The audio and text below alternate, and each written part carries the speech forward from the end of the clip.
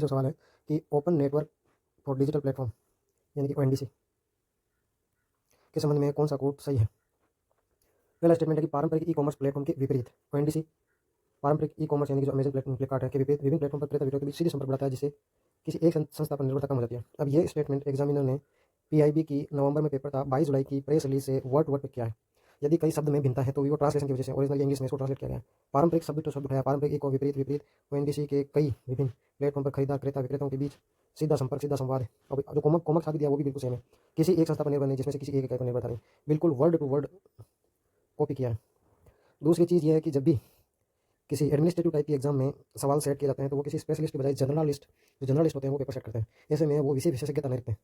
ऐसे में यदि किसी को जनरल स्टेटमेंट को गलत करवाना है या गलत छापना है, विकल्प छापना है गलत, तो उसके लिए उसकी बहुत ही डेप्थ में नॉलेज चाहिए, जो कि जर्नलिस्ट को नहीं होती है। ऐसे में कभी भी कोई भी जनरल स्टेटमेंट यदि दिया हुआ हो तो 99% केसेस में वो सही ही होता है, जैसा यह है।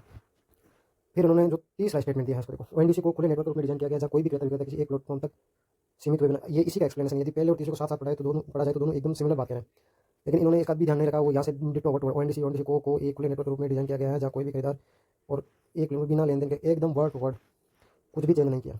तीसरा भी डिटो मिल गया।